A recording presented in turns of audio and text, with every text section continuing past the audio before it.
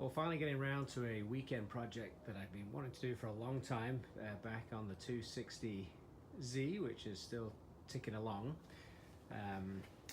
But my Amazon package arrived and I've got 25 square feet of the Rattletrap. Came in a box like so, pretty easy, about 60 bucks, 65 bucks I think. And maybe fixing the problem that everybody has. Well, I don't think it's unique to this Z, but it is like driving around in a wheelbarrow.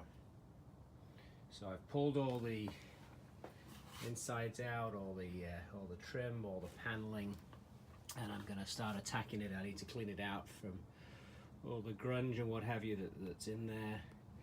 But you can see there that it's like I'm tapping, doing the tap test that everybody seems to do, but it's like a tin can as you drive around. So the plan is to work from the back to the front, eventually pull the seats out, but try and get all this laid down with the sound deadening material. So that's the plan. It's going to take a while, I think. I'm not sure how to lay it out optimally in the wheel well, so I'll have to work that out. But again, give me the weekend and hopefully that'll be in. I'm going to take it out for a quick spin, listen to what it sounds like now, and then we'll see what the before and after is like. Well, that was relatively painless. I did clean it off, got the Windex out, cleaned all the inside, and that is the first piece in there. Used my handy dandy roller that actually came with the material here. So I used my square there from sheetrock, cut it up, and it works pretty well. It bends. You can see down the bottom there, it bends pretty easily. So good. That was the first piece. A little nervous, but now to get on to the rest. Well, that's about an hour's work. It's not as easy as it looks, but that is the entire wheel well done. I don't know, it's the easy bit or the hard bit, but it's in.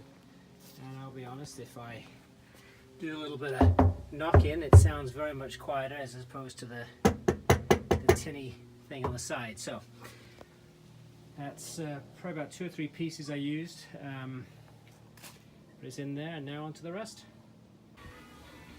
Well, another 3 or 4 hours of work, and I've progressed from the wheel well to the back and then moved it through. It is painfully hard to get it around the little store boxes, so I've done a couple of pieces of cut out here that I'll put maybe on the inside of that. But it's in.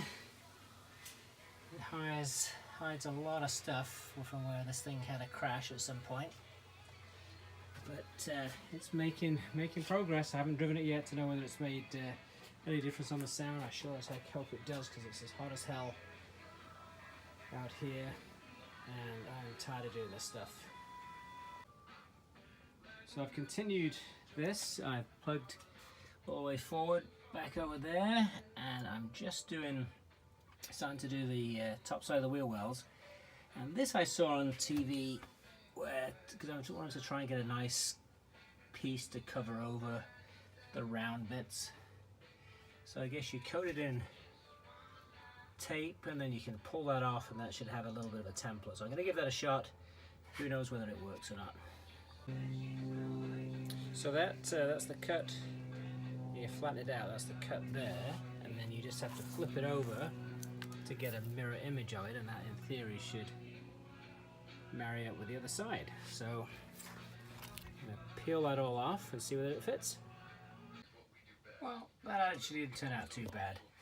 I should have left the margins. I left the margins on that side of the crossover, which is a lot better. I probably left a bit of a gap there that I need to go and fill in, but it worked. Yeah, not bad. Now I'm going to do the big pieces. So I about finished it. That's like, I think 2.5, that's 75 feet of the Rattletrap, and it's in there, and I've run the car, and it is way quieter. It takes away all the tinniness. I got a bit of some of the seams that actually split down there, so I've got to fill those in, maybe get some gas fumes coming in. But at least the back end is done. I got to reinstall all the interior. But I think that was a good job.